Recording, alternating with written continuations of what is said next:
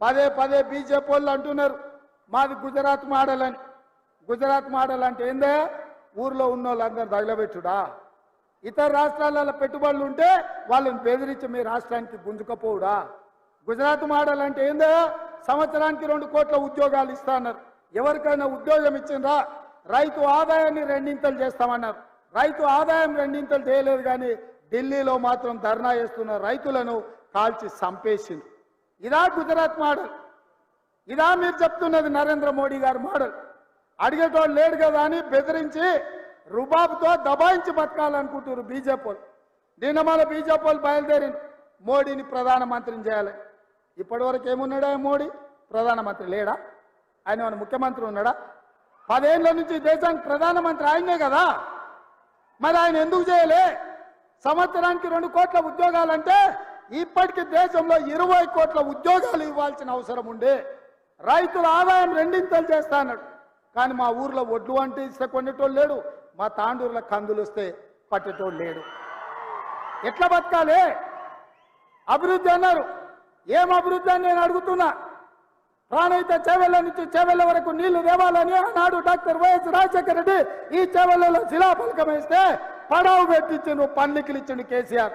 ఈ బీజేపీ ఏమన్నా చెప్పి కేసీఆర్ చేవెళ్ళ, వికారాబాద్, తాండూరు, పరిగి ఈ ప్రాంతాలకు గోదావరి జలాలు ఇవ్వాలి, ఈ ప్రాజెక్టు పూర్తి చేయాలని ఎప్పుడని చెప్పిండా? నిన్న మొన్నటి వరకు ఈ కేడీ ఆ మోడీ కలిసే అంటగాగింది కదా. అల్లం బెల్లం లెక్క అల్లాయి బల్లాయి చేసుకురు కదా వాళ్ళిద్దరూ. చేయలేదా? మరి ఇవాళ మేమిద్దరం వేరే, మాకు ఒకరంటే ఒకరు సరిపోదని నాటకాలు ఆడుతున్నారు. ఇది నమ్మాలని నేను అడుగుతున్నా. ఒకవేళ వాళ్ళిద్దరి మధ్యలో పొత్తు లేకపోతే, చీకట్ల ఒప్పందం లేకపోతే కేటీఆర్ను ముఖ్యమంత్రిని చేయడానికి కేసీఆర్ మోడీని ఎందుకు అడిగిండా? ఇది నేను చెప్పినా? మోడీ కదా చెప్పింది కేసీఆర్ వచ్చి నన్ను అడిగిండని. ఎవడే కేసీఆర్కి ఇంటి పెద్ద, కుల పెద్ద? నరేంద్ర మోడీ కదా. ఇప్పుడు వాళ్ళు ఇంటి పంచాయతీ తీసుకొని పోయి మోడీకి చెప్పిండంటే వాళ్ళ కుల పెద్ద ఎవడు? మోడీ కదా. మరి ఆ మోడీ కేడీ ఇవాళ కాంగ్రెస్ను తట్టుకోవాలంటే చీకట్ల కలిసి ఉండాలి, పొద్దుపూట కొట్లాడినట్టు ఉండాలని నాటకాలు వేస్తూ ఈ నాటకం కింద తెలంగాణ పిల్లలకు అర్థం కాదా? మనం అంత అమాయకులమా? గుజరాత్ నుంచి వచ్చి ఆయన జోలు చెప్తే వినడానికి ఏంది గుజరాత్ మోడల్ అని నేను అడుగుతున్నా. గుజరాత్ మోడల్ అయితే రైతుల ఆదాయం 2 కావాలి. గుజరాత్ మోడల్ అంటే 20 కోట్ల ఉద్యోగాలు ఇవ్వాలి. గుజరాత్ మోడల్ అంటే ప్రతి పేదవాడికి ప్రధానమంత్రి ఇల్లు కట్టించి ఉండాలి. గుజరాత్ మోడల్ అంటే సాగునీటి ప్రాజెక్టులు పూర్తి కావాలి. కానీ ఇవేవి జరగలేదు. ఇంకేం మోడలు? గుజరాత్ మోడలు. ఆ గుజరాత్ మోడల్ 10 ఏళ్ళు దేశంలో అమలు చేసిర్రు. గుజరాత్ మోడల్ అంటే పార్టీలను చేర్చడం, ప్రభుత్వాలను బడగొట్టడం, ఎన్నికని కింద పడేసుడు, మాటినోని జైళ్ళలో పెట్టుడు. మనం మీటింగ్ ఉందంటే మనం ఎన్ఎస్యూలోనో, యూత్ కాంగ్రెస్లోనో, మహిళా కాంగ్రెస్లోనో, లేకపోతే ఎస్టీ డిపార్ట్మెంటో, ఎస్సీ డిపార్ట్మెంటోలో ముందు తోలుతాం. అరే పిల్లలు ఉరుకూరి వచ్చే వారం మీటింగ్ ఉందని. కానీ మోడీ ఎవరిని తోలుతాడా? ఈడీ వాళ్ళని తోలుతాడు, ఇన్కమ్ ట్యాక్స్ వాళ్ళని తోలుతాడు, సిబిఐ వాళ్ళని తోలుతాడు. అరే పోర్రాబాయ్ ఆ ఊర్లో వీడి నాయకులు ఉన్న వాళ్ళని తీసి కేసులు పెట్టుర్రి, మళ్ళీ తర్వాత మా పార్టీలో చేర్చుకుంటామని. ఇది గుజరాత్ మోడల్ అంటే. ఇక ఇక్కడ ఒక నాయకుడు ఉన్నాడు బీజేపీలో, మనిషి మంచోడే కానీ పార్టీ సక్కనైంది కాదు. ఆయనకి వేసినా దండుగా అవుతుంది. ఎందుకంటే ఆయనకు ఒక్కోటి వేసినా కూడా దండుగా అయిపోతుంది అది. ఎందుకంటే ఆయన మాట ఎవరు విన్నారు? ఆయన్నే చెప్పిండు, మేము ఏదో ఆశించి అందులోకి పోయినాం, కవితను తీసి జైలు వేస్తారు అనుకుని లోపలికి పోయినాక అదేం లేదని చెప్పిండు. పెద్ద మంచిగా చెప్పిండు కదా.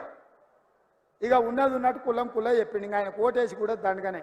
అందుకే ఇవాళ ఈ చేవెళ్ళ పార్లమెంటు నియోజకవర్గంలో పార్టీ నిర్ణయించి ఎవరిని ఎంపీగా ఇక్కడ అభ్యర్థిని ప్రకటించినా అత్యధిక మెజార్టీతో గెలిపించండి.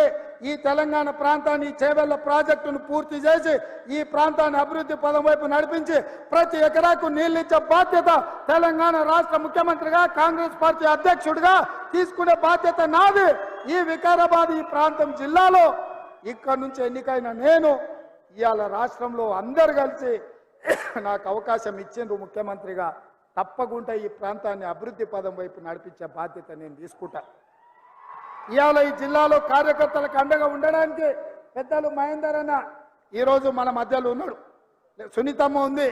మహేందర్ అన్న కంటే సునీతమ్మ కార్యకర్తలు ఎట్లా అండగా నిలబడుతుందో 3 సార్లు జిల్లా పరిషత్ చైర్పర్సన్ గా ఎన్నికైందంటే మీ అభిమానంతో ఇవాళ నాయకురాలుగా మీ ముందు నిలబడ్డది.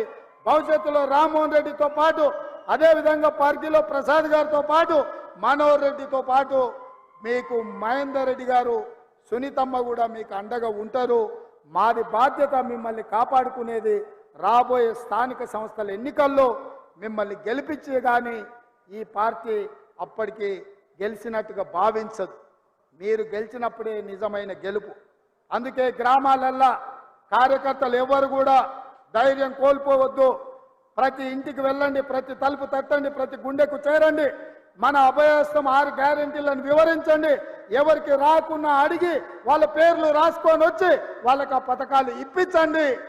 సిలిండర్ అయినా, ఉచిత కరెంట్ అయినా, ఆరోగ్యశ్రీ పథకమైనా, ఆర్టీసీ బస్సు అయినా ఇంటింటికి పోండి, వాళ్ళని అడగండి. రానోళ్ళు ఉంటే రాసుకొని రాండి, వాళ్ళకి ఇప్పించండి. వాళ్ళే మనల్ని కష్టపడి గెలిపిస్తారని చెప్పి మీకు అందరికీ తెలియజేస్తున్నా. ఈ కార్యక్రమాలు చేపట్టడానికి, ఈ అభివృద్ధి పథకాలను ఇంటింటికి తీసుకెళ్లడానికి మీరంతా సిద్ధమేనా అని నేను అడుగుతున్నా మిత్రులారా. సిద్ధమేనా? సిద్ధమేనా? సిద్ధమేనా? సిద్ధమేనా? టీఆర్ఎస్ను బండకేసి కొడతామన్న దానికి సిద్ధమేనా? ఒక్క సీటు కూడా ఈ తెలంగాణలో జెండా ఎగరనీయొద్దన్న మాటకు మీరందరు సిద్ధమేనా? సిద్ధమేనా? సిద్ధం అన్నోళ్ళందరూ సై పైకెత్తండి. జై కాంగ్రెస్, జై జై కాంగ్రెస్, జై కాంగ్రెస్. హస్తం గుర్తుకే, హస్తం గుర్తుకే. ధన్యవాదాలు మిత్రులారా. చాలా దూరం నుంచి వచ్చిండ్రు. జాగ్రత్తగా గ్రామాలకు వెళ్ళండి. స్పీడ్గా పోయో తొందరపడో ఎలాంటి ప్రమాదాలు జరగొద్దు. అందరూ జాగ్రత్తగా చేరుకోండి. మొత్తం తెలంగాణ నలుమూలలో మళ్ళీ తిరుగుతాను. తొందరలోనే కార్యాచరణ తీసుకొని మీ దగ్గరికి, మీ ప్రాంతాలకు వస్తా అని తెలియజేస్తూ మీ అందరి దగ్గర సెలవు తీసుకుంటున్న మిత్రులారా.